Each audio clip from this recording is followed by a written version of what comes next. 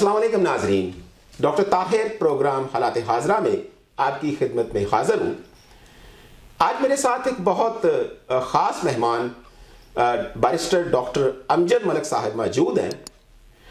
Barrister साहब के credit के ऊपर वैसे तो बहुत सी अचीवमेंट्स हैं, लेकिन अगर मैं उनका मुख्तसर तारफ़ करवाना चाहूँ तो बैरिस्टर साहब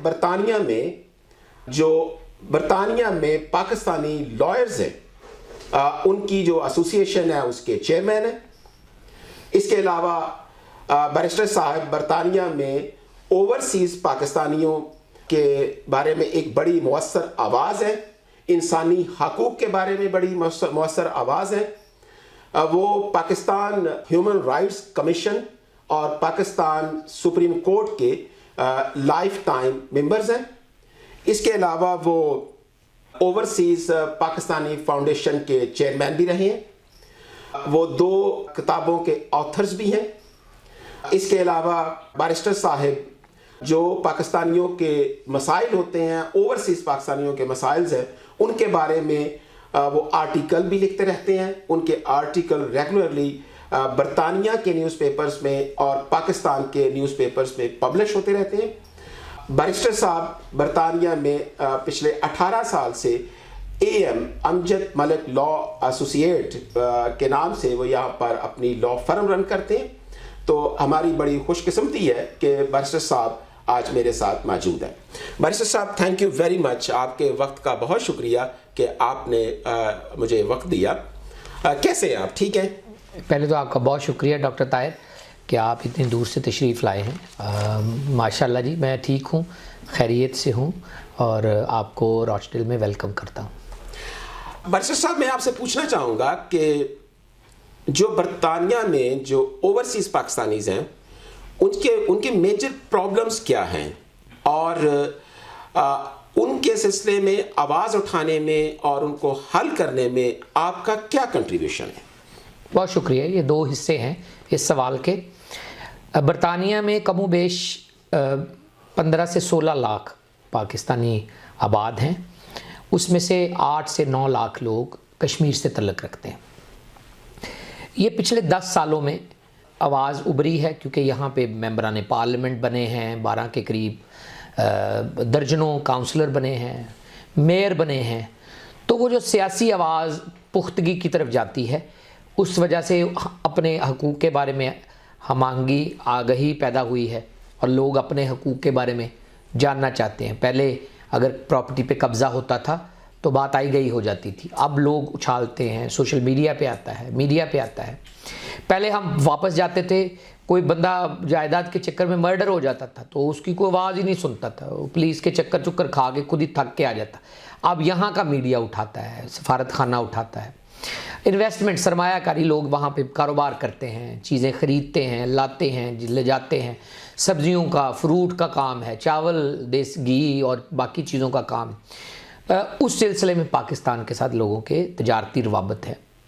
इसी 3 चीज़ों के सिलसिले में ही हमारे मसाइल हैं।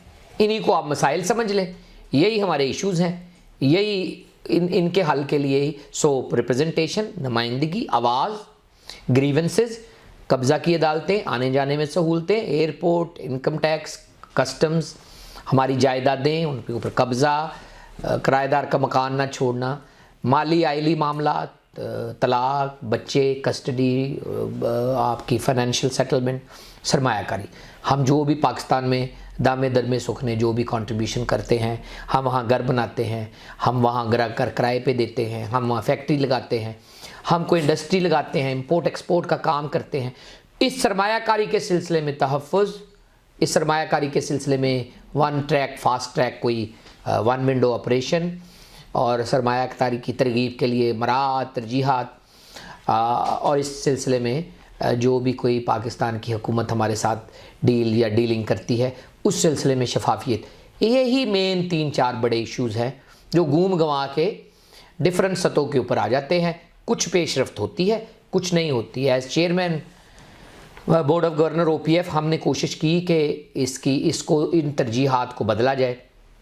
हमने पार्लियामान में सीटों की बात की, ओवरसीज़ वोटिंग की बात की, हमने कब्ज़े की अदालतें लगाने की बात की। उस वक्त के दैन चीफ मिनिस्टर पंजाब जो वज़ीर आला हैं, उन्होंने ओपीसी पंजाब का मसवदा मुझसे तैयार करवाया, फिर वो बॉडी चलवाई 36 अजला में। वो ओवरसीज़ पाकिस्तानी फाउंडेशन की तरफ से हमने ओपीसी की तर्ज के ऊपर मीरपुर में बनवाया। हम सीडीए में बनवाना चाह रहे थे, हम बलूचिस्तान, पेशावर और सिंध में भी बनाना चाह रहे थे। हम ऑनलाइन कंप्लेंट सिस्टम शुरू किया ताकि पूरी दुनिया में एक ही कंप्लेंट आप जगह करें और महकमे में चले जाए। हमने डिस्ट्रिक्ट एडवाइजरी कमेटियां बनाई, हमने डिस्ट्रिक्ट एडवाइजरी काउंसिल्स बनाई। पूरी दुनिया से आप जैसे रोल मॉडल 200 अशखास की पे मुश्तमिल हमने थिंक टैंक तश्कील दिया। उसमें आप जैसे PhD हजरात, जगह जगह से डॉक्टर्स, इंजीनियर्स को लाया गया ताकि वो अपनी आरा मशवरे दें।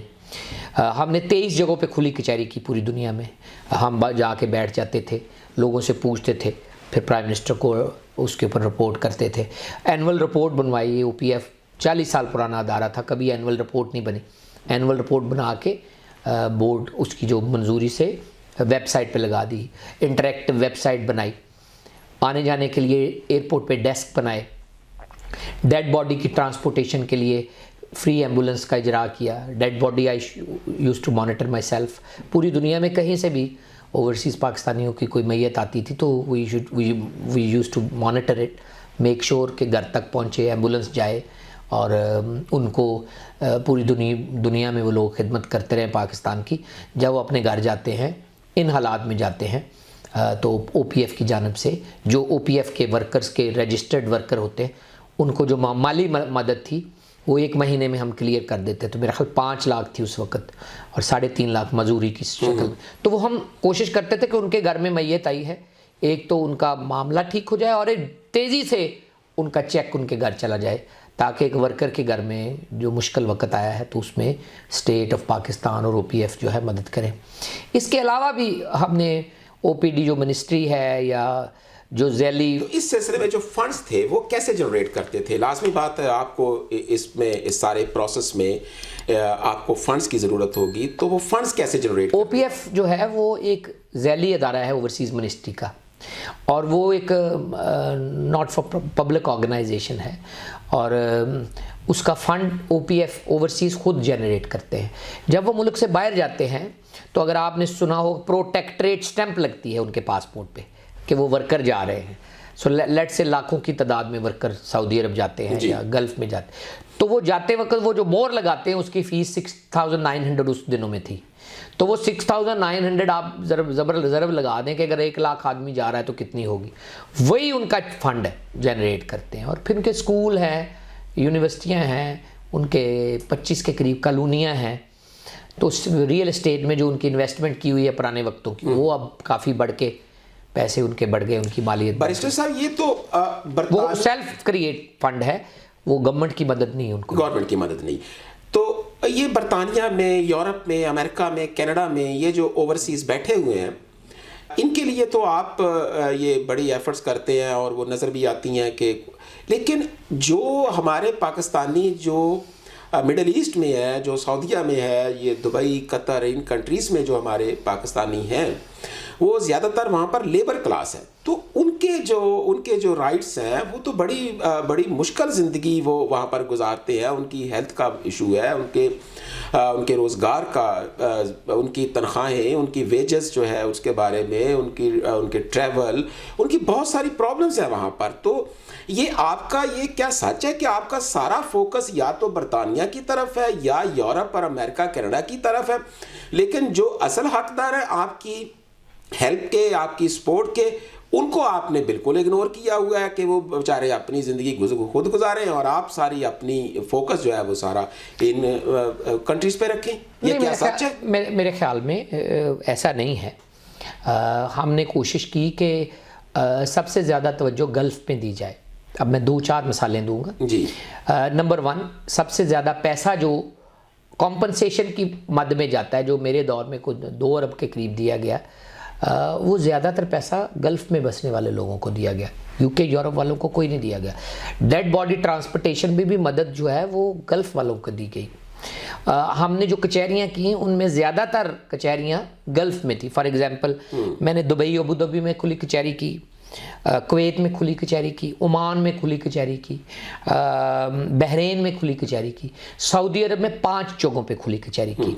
हमने जो एडवाइजरी काउंसिल बनाई उसमें 200। ये कब किया आपने ये? 2016 से 2018 के दरमियान। 16 से 18 तब जब चेयरमैन थे। हमने जो एडवाइजरी काउंसिल बनाई उसमें 200 लोगों को पूरी दुनिया से लिया गया, 76 लोगों को सिर्फ सऊदी अरब से लिया गया उसमें से।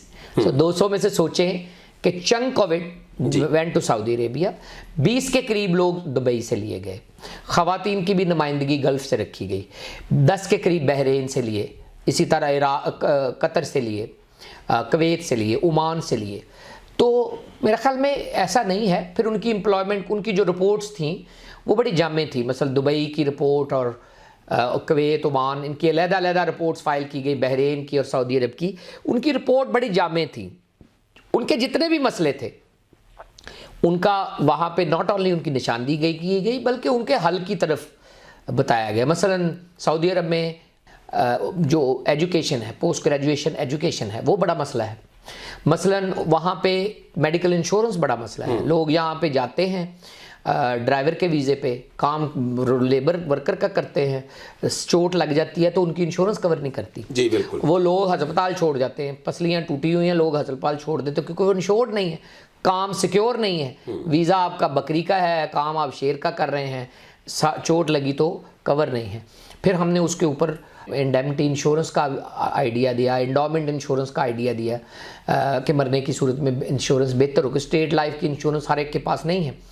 फिर दुबई की तर्ज के ऊपर मेडिकल इंश्योरेंस का जो कि मेडिकल कवर हो, जैसे अमेरिका में है कि आपकी इंश्योरेंस हो, एम्प्लॉयर वो पे करे और आपकी जो है मेडिकल असिस्टेंस की ज़रूरत के वक्त ये इंश्योरेंसेस काम आए। फिर हरूब का बड़ा चक्कर है।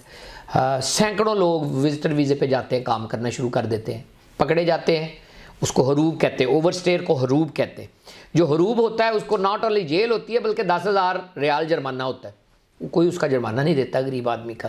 तो उस तरह के मामलात को आइडेंटिफाई किया गया। उस तरह की legal transportation of employer employees का मामला उठाया गया कि ओईसी के ज़रिए आप लीगलाइज जो है लोगों को भेजें। ये ना हो कि आप कागजी कार्रवाई करें कि जी बंदा अंदर चला जाए, जी बाद में देखी जाएगी वो, और आप शेफ़ बना के भेज दें, बाद में वो लकड़ें उठा रहा हो या मिट्टी ईंटें तोड़ रहा हो या कंस्ट्रक्शन इंडस्ट्री में काम कर रहा।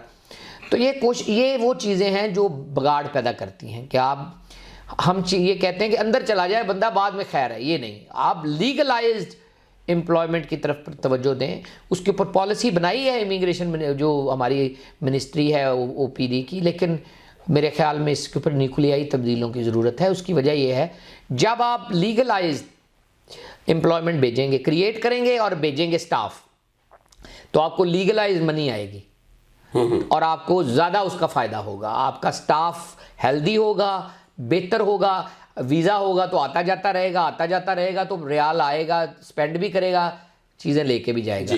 जब आपका स्टाफ वहाँ इलीगल रहेगा तो एक तो दड़का लगा रहेगा, उसकी सेहत पे भी असर होगा और आने जाने में उनकी प्रॉब्लम पैदा होंगी। तो फिलिपीन मॉडल है आपके पास, आप फिलिपीन मॉडल के ऊपर ट्रेंड स्टाफ भेजें, ट्रेंड खुद करें नेफडेक के ज़रिए या इस्लामाबाद में जो अदारे हैं आपके ट्रेनिंग के।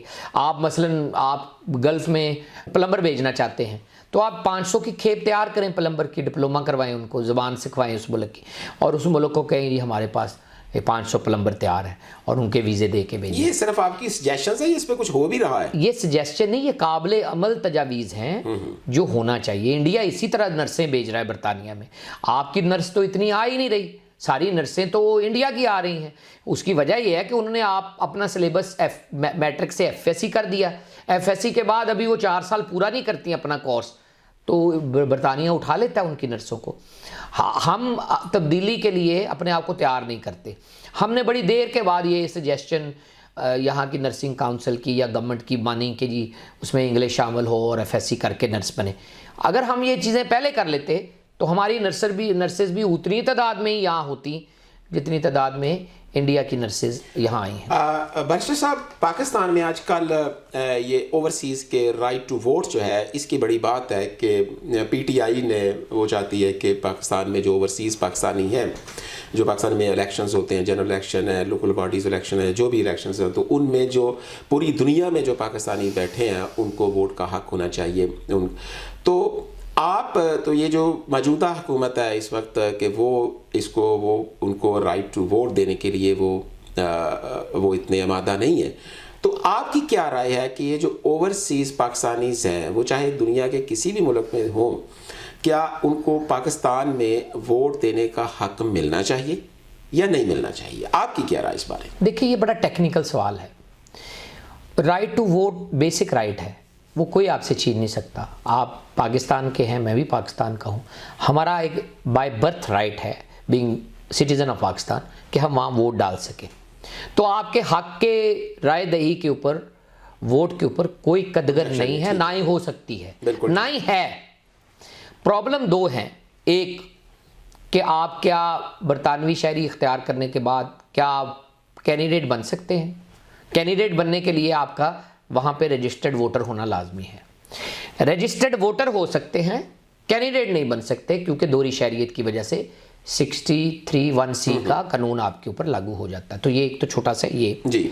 दूसरा, राइट टू वोट जो मुल्क से बाहर रहने वाले हैं उनके लिए इफ्तिखार चौधरी साहब की अदालत का फैसला है 2014 में कि वो कह रहे हैं वोट का हक है, दें, इम्प्लीमेंट करें कि बाहर से बैठ के भी लोग वोट डाल सकें। असल मसला वोट बाहर से डालने का है, तरीकाकार का है कि वोट का हक है, क्या तरीका इख्तियार किया जाए कि ताहिर साहब की बरतानिया में रहाइश की नुमाइंदगी पाकिस्तान की आला जो पार्लियामान है उनमें हो।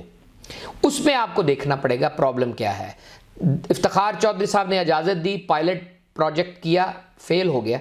इलेक्शन कमीशन ने उसमें कोई इतना तावन नहीं किया।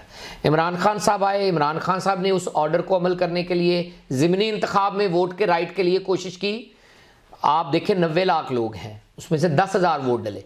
इन्होंने शर्तें ही इतनी रख दी कि वोट डालने नहीं गए लोग ज़िमनी में। मसलन इन्होंने रख दिया कि मशीन रीडेबल पासपोर्ट हो। अब बरतानिया में रहने वाला 16 लाख आदमी तो पासपोर्ट नहीं रखता, वो तो ज़्यादातर नाइकोब कार्ड रखते हैं, तो जिसके पास पासपोर्ट नहीं है वो वोट नहीं डाल सका। यानी इन्होंने इस तरह की कदगनें उनमें डाल दी इंतज़ामिया ने, ब्यूरोक्रेसी ने, कि वो वोट हक का हक सही तरह इस्तेमाल नहीं कर सके। अब हमारे सामने मसला ये है कि इमरान खान साहब ने बहुत तेज़ी के साथ एक बिल पास करके हमें वोट का हक जो है उसको दोबारा हमें दे दिया गया है। अब मुसलमान को मुसलमान करने की कोशिश की गई है। मेरा कहना यह है कि वोट का हक है, उसके इस्तेमाल के ऊपर मुशावरत करें। मुशावरत आप किससे करें? ये पहले आपस में बैठ के वहाँ बात करते रहते हैं। भाई मैं और आप ओवरसीज़ हैं, हमारे साथ तो मुशावरत नहीं हो रही। तो मुशावरत करने के लिए हमें ये 10 से 12 सीटें दें।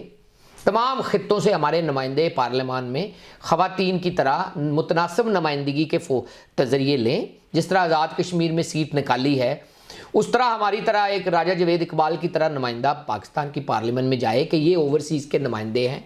वोट के तनासब से उन नुमाइंदों को पहली दफ़ा दाखिल कर लिया। एक सेकंड कंप्लीट कर लें। जब वो नुमाइंदे आ जाए तो फिर उनसे मशावरत करें कि अगली दफ़ा आपकी री इलेक्शन वोट के ज़रिए होगी या आप वोट के हक के ऊपर किस तरह का अमल चाहते हैं। इस वक्त ये पोजीशन थी तहरीक इंसाफ की कि वो चाहते थे कि आप फैसलाबाद के हैं कि आबद शेर अली और फ़रख हबीब पूरी दुनिया के 90 लाख वोटों में से फैसलाबाद में रजिस्टर्ड नाइकोब कार्ड होल्डर को रुजू करें वोट के लिए। यानी वो 160 मुल्कों में राब्ता करें। 160 मुल्कों में बसने वाले शहरी फ़रख हबीब और आबद शेर अली को वोट डालें बाहर बैठ के। आधा आपका गल्फ, अभी आपने एतराज़ उठाया, आधा गल्फ इसमें से उड़ जाएगा, क्योंकि वहाँ पे एक तो वोट डालने की इजाज़त नहीं है, सियासी सरगर्मियों की इजाज़त नहीं है, वहाँ पे कोई मुजाहरा, नारा या इस तरह का कोई प्रोटेस्ट नहीं हो सकता। आबद शेर अली वहाँ जलसा नहीं कर सकेगा, फ़रख हबीब भी जलसा नहीं कर सकेगा। वो आपको सुन नहीं सकेंगे, वोट नहीं डेल सकेंगे। ये 4 मिलियन पीछे रह जाएंगे, यूरोप, यूके, अमेरिका वाले। आप ये जो इतराज़ उठा रहे हैं उनका इतराज़ बनेगा गल्फ़ वालों का कि आपने अगर कुछ दिया भी है तो फिर पढ़े लिखे अमीर मुल्कों को दिया है, गरीबों को आप फिर भूल गए। इसलिए मेरे ख्याल में ओवरसीज़ पहले नुमाइंदगी दें, फिर आप ओवरसीज़ वोटिंग के ऊपर ये फैसला करें कि उन्होंने यहाँ बैठ के आबद शेर अली या फ़रख हबीब को वोट देनी है या अपने नुमाइंदे को वोट देनी है। मेरे ख्याल में साहिब राय ये होगी कि बरतानिया लेट से 16 लाख लोग हैं यहाँ, तो आप यहाँ पे 2 सीटें निकाल दें, तो या 1 सीट निकाल दें। 1 सीट के ऊपर यहाँ का जो नुमाइंदा है वो उस सीट के लिए इलेक्शन लड़े। यहाँ पे जो रजिस्टर्ड नाइकोप कार्ड होल्डर हैं वो उसमें वोट डालें। आपकी नुमाइंदगी भी हो, आपका वोट भी रजिस्टर हो और आप शामिल जो है प्रोसेस भी हो जाए। बाकी सारी चीज़ें पॉलिटिकल हमारा इस्तेमाल है ओवरसीज वोटर का। आप डायरेक्ट रिप्रेजेंटेशन की बात करते हैं कि रिप्रेजेंटेशन तो पहले ही वैसे ही देना ये सीटें कि जी पार्लियामान में 12 सीटें ओवरसीज को दे दी। अब उसके ऊपर मुतनासिब नुमाइंदगी के जरिए जितने वोट हासिल किए हैं पूरी पाकिस्तान में पार्टियों ने, उस नुमाइंदगी के तहत जिस तरह खवातीन की आप करते हैं 5 चले गए, 5 उसको चले गई, 3 उसको चले गई, 2 उसको चले गई, 10 सीटें आ गई, ठीक है। या आप यहां पे फिर ऐलान करें कि ये 12 सीटें इलेक्शन के जरिए होंगी। ओवरसीज के जो है ओवरसीज वाले अपने नुमाइंदों को वहां में रहने वाले को लोगों को मुंतखब करेंगे जो यहां से इलेक्शन लड़ेंगे। फॉर एग्जाम्पल आप बरतानिया की सीट पे इलेक्शन लड़ेंगे मेरे मुकाबले में जी। और मुझे और आपको बरतानिया के लोग जो बरतानिया में रजिस्टर्ड वोटर हैं वो वोट डालेंगे। आप बरतानिया से वापस जाके हमारी नुमाइंदगी करेंगे। तो क्या आपने ये जो तजवीज़ है आपकी ये बड़ी तो आपने किसी चले गई तक पहुंचाई? इलेक्शन कमीशन में ये हमने 2018 में दी थी। पिछले साल 2021 में पार्लियामान के फोरम के ऊपर मुस्लिम लीग नून के सदर ने ये पॉलिसी बयान दिया है कि ये पॉलिसी ये हमारी तरफ से होगी। अब वो क्योंकि हुकूमत में है तो मैंने उनको याद भी करवाया। मेरी 5 जून को उनकी मीटिंग हुई है और उससे पहले मैंने एक डिटेल में अप्रैल में ख़त भी लिखा है, उनको याद दिलवाया है कि आपने ये पॉलिसी अनाउंस की थी। इसहाक डार साहब इसके रूह रवां हैं और वो चाहते हैं कि ओवरसीज़ में लोगों को हक़ राय दही है लेकिन उसके इस्तेमाल के तरीक़ाकार को शफाफ बनाया जाए, उनकी नुमाइंदगी शामिल हाल रखी जाए, वो खुद अपने नुमाइंदे चुने। यहाँ पे बैठ के आप शायद खकान अब्बासी और मरी में दूसरे जो लोग हैं अब्बासी सदाकत अब्बासी साहब, उनको आप वोट डालें, वो नहीं आ सकेंगे यहाँ। वो यहाँ आके हमारे मसाइल हल नहीं कर सकेंगे। हमें यहाँ का ज़ुबैर गुल और वो राना सत्तार और वो तीसरा PTI का जो सदर है पीपल्स पार्टी का, वो यहाँ इलेक्शन लड़े और वो यहाँ से इलेक्शन लड़के जो तीनों में से जो उम्मीदवार ज़्यादा वोटें लेता है वो पार्लियामान में जाके हमारी नुमाइंदगी करे। वो यहाँ आके बर्मिंघम, ब्रैडफोर्ड, लूटन, लंदन में खुली कचहरियाँ करेंगे, वो एम्बेसी में बैठेंगे, वो लोगों की राय दही, लोगों का शिकायत, लोगों की लोकल नुमाइंदगी करेंगे। उनकी एक कॉन्स्टिट्यूंसी होगी 12 लाख, 13 लाख, 14 लाख की, वो उनको जवाबदेह होंगे और हम भी उनका गलमा पकड़ेंगे कि भाई साहब आप हमारी वोट लेके गए हैं, जवाब दें। शायद खकान अब्बासी, सदाकत अब्बासी मरी से वोट ले जाएंगे, यहाँ आके दोबारा नहीं आएंगे और हमारे मसाइल वहीं के वहीं रहेंगे। हम practical right to representation, right to vote and candidacy की बात कर रहे हैं। अब मेरे ख्याल में PTI सिर्फ उन 35 हलकों पे टारगेट कर रही है जहां पे वो शायद अपने वोटर के जरिए मार्जिन ऑफ विक्ट्री को इन्फ्लुएंस कर सकते हैं। वो हमारा पॉलिटिकल इस्तेमाल होगा जिसकी हम इजाजत नहीं देंगे। PTI इसमें सिर्फ अपने पॉलिटिकल गेन, अपने मफादात को वो फोकस कर रही है, ना कि ओवरसीज पाकिस्तानी के हमारा कोई फायदा। हमारे से तो बात ही नहीं की जी। PTI ने हमारे साथ तो उस बुल को पास करने में किसी से बात ही नहीं की। हम ओवरसीज के नुमाइंदे हैं, उनकी जमातों के भी नुमाइंदे होंगे। मैंने तो नहीं कहीं सुना कि कोई फोरम किया हो इसके ऊपर, उसकी अफादियत देखी गई हो, उसके प्रोज एंड कॉन्स देखे गए हों, उन लोगों से पूछा हो कि भी आप क्या चाहते हैं। किसी को भी आप कहे कि आप यहाँ का लोकल आदमी चुनना चाहेंगे या वहाँ के पाकिस्तानी नुमाइंदों को चुनना चाहेंगे, मैं नहीं समझता कि कोई जी होश वोटर ये कहेगा कि जी आप हमें फॉरेनर दे दें, हम लोकल नहीं बंदा लेंगे। तो हर कोई ये कहेगा कि आप हमें लोकल नुमाइंदा दें, जो लोकल हो, जो जवाबदेह हो, जो मौजूद हो, जो हमारे मसाइल जानता हो, जो एम्बेसी में या पब्लिक में या कम्युनिटी सेंटर में बैठ के हमारी बात सुन सके और जिसको हम पकड़ सकें, जिसका कोई घर हो, बीवी बच्चे हों, यहाँ रहता हो, जिसकी कोई प्रेजेंस हो, जिसका कोई दफ्तर हो। ये फ्लोटर जो बाहर वाले लोग हैं ये हमारा मसला हल नहीं कर सकेंगे। अच्छा, ये बताइएगा चूँकि आपकी बड़ी गहरी नज़र है पाकिस्तानी पॉलिटिक्स के ऊपर भी और आप लोग उस पर लिखते भी रहते हैं, उनसे मुलाकातें भी आपकी रहती हैं, तो ये जो पिछले दिनों जो माजी की जॉइंट अपोजिशन थी वो जो वोट ऑफ नो कॉन्फिडेंस लेकर आए इमरान खान के ख़िलाफ़ और इमरान खान को इक़्तिदार से अलग किया और फिर अभी जो गवर्नमेंट है, तो आपकी क्या ओपिनियन है कि ये जो उनका जो डिसीजन था वोट ऑफ नो कॉन्फिडेंस का अगेंस्ट इमरान खान, ये उनका राइट डिसीजन था या उनसे गलती हो गई है? 3 चीज़ें हैं इसमें जी। एक तो हमें नज़र से हटाना नहीं चाहिए कि इमरान खान साहब को कौन लेके आया है। ये पहले ये रखे सामने, कौन लेकर आया? कौन लेके आया है आप बताएं। जो लेके आया है वही लेके गया नहीं, है। कौन लेकर? मैं आता हूँ उस तरफ, अगर मैंने छेड़ी है तो बात बताऊंगा जी। मेरे ख्याल में इमरान खान साहब ने अपने आप को ओवर प्रोजेक्ट किया, अपनी टीम, विजन, अपनी जो सलाहियत है या तजर्बा है उसके बारे में उन्होंने अपना चैरिटेबल पोर्टफोलियो आगे करके कि मैं शौकत खानम बनाया है और मैं वर्ल्ड कप विनर हूं और मैं बहुत अच्छा ऑक्सफोर्ड का ग्रेजुएट हूं। उन्होंने अपने आप को ओवर प्रोजेक्ट किया। जो इनको सपोर्ट करके लेके आए वो इसके मात खा गए कि इसके पास सारा कुछ है और वो ले आए। 4 सालों में इमरान खान साहब के पास ना टीम थी, ना विजन था, ना तजर्बा था। उनकी ना तजर्बाकारी ने पाकिस्तान को खड्डों में, इक्तसादी बर्तरी के खड्डों में धकेल दिया। अब या तो ऑपोजिशन बैठ के तमाशा देखे और वोट का इंतजार करे और वोट के जरिए बदले नए इलेक्शन में, और ये ड्रामा होता देखती रहे, या फिर अपना किरदार अदा करे। कई दफ़ा ऐसा होता है कि आप अच्छे वक्त के इंतजार में, कई दफ़ा वो वक्त आता नहीं है और इक्तसादी बर्तरी इतनी ज़्यादा हो जाती है कि वो अच्छा वक्त आता ही नहीं है कभी। तो मेरे ख्याल में जो लेके आए हैं उन्होंने ये फैसला किया है कि ये टेनेबल सिचुएशन नहीं है, इसलिए उन्होंने न्यूट्रल होने का अंदिया दिया। तो ऑपोजिशन को ये मौका मिल गया जिसके साथ इमरान खान साहब कलाम करने के लिए तैयार नहीं थे। वो समझते थे कि ऑपोजिशन सारी चोरों की जमात है, देयरफॉर मैं इनसे कलाम नहीं करूंगा। उन्होंने हाथ भी नहीं मिलाया 4 साल। अब भी उनका वही रोल है कि अब वो उल्टा हो गया है कि वो ऑपोजिशन है और गवर्नमेंट में पीडीएम की जमातें हैं। अब भी उनका ऑपोजिशन वाला वो रोल है जो अब पीडीएम कर रही थी कि वो पार्लियामान में आए, इनकी जवाबदेही करें और बताएं कहाँ ये गलती कर रहे हैं। और वो इक्तसादी अबतरी जो वो लेके आए हैं उनको सुधारने के लिए अगर पीडीएम की जमातें कोई लायामल अख्तियार करती हैं तो उनमें निकालें, कोई रखने डालें, या जो भी लूप होल हैं या जो वीकनेसेस हैं उसको हाईलाइट करें, अपना किरदार अदा करें।